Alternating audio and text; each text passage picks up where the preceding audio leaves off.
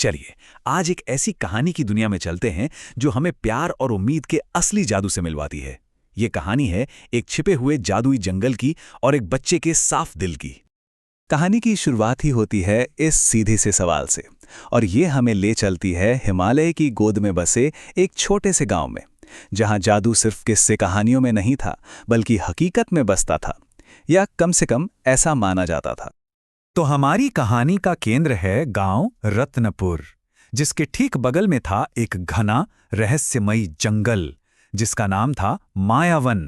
नाम से ही लगता है ना कि यहाँ कुछ तो मायावी जरूर होगा।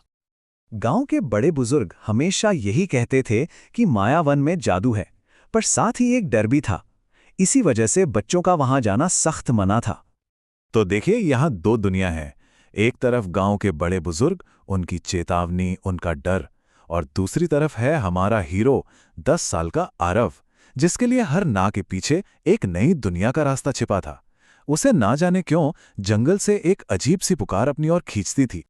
और फिर एक शाम कुछ ऐसा होता है जो आरव की सारी हिम्मत और जिज्ञासा को एक तरह से दावत देता है। आरव की नजर एक ऐसी तितली पर पड़ती है जैसी उसने जिंदगी में कभी नहीं देखी थी।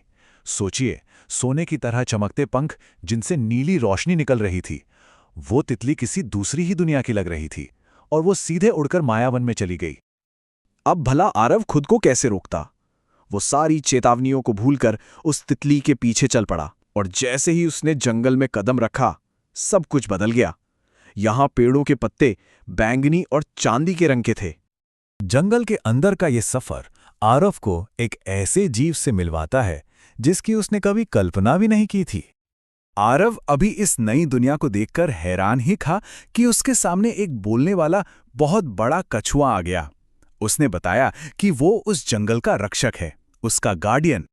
उस रक्षक ने आरव को एक बहुत बड़ा राज बताया कि वो सुनहरी तितली कोई आम तितली नहीं, बल्कि इस जंगल की आत्मा है, और वो सिर्फ साफ दिल वालों को ही रास्ता दिखाती है।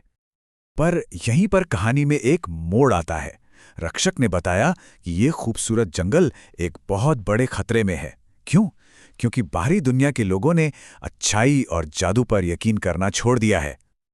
अब सवाल ये था कि इस मुरझाते हुए जादू को आखिर बचाया कैसे जाए, और इसका जवाब बहुत ही अनोखा था। पता चला कि जंगल के दिल में एक सितारा फूल है जो पूरे जंगल की जान है, और अब वो फूल अपनी चमक खो रहा था, धीरे धीरे मुरझा रहा था। और उसे बचाने का तरीका बड़ा ही अनोखा और उतना ही मुश्किल। चाहिए था एक साफ दिल इंसान की आंख से निकला खुशी का एक सच्चा आंसू। जी हां, दुख का नहीं, खुशी का। बस एक आंसू उस फूल पर गिर जाए तो जंगल फिर से जी उठेगा। आरव मदद के लिए तो तैयार था, पर यह काम जितना सुनने में आसान था उतना था नहीं।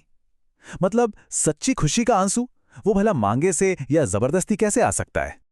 मुरझाते फूल के सामने खड़े होकर आरव अपनी आंखें बंद करता है, और उसे याद आता है वो पल जब उसकी छोटी बहन बहुत बीमार थी, और जब महीनों बाद वो ठीक होकर पहली बार उसके बनाए अजीब अजीब चेहरों पर खिलखिलाकर हंसी थी।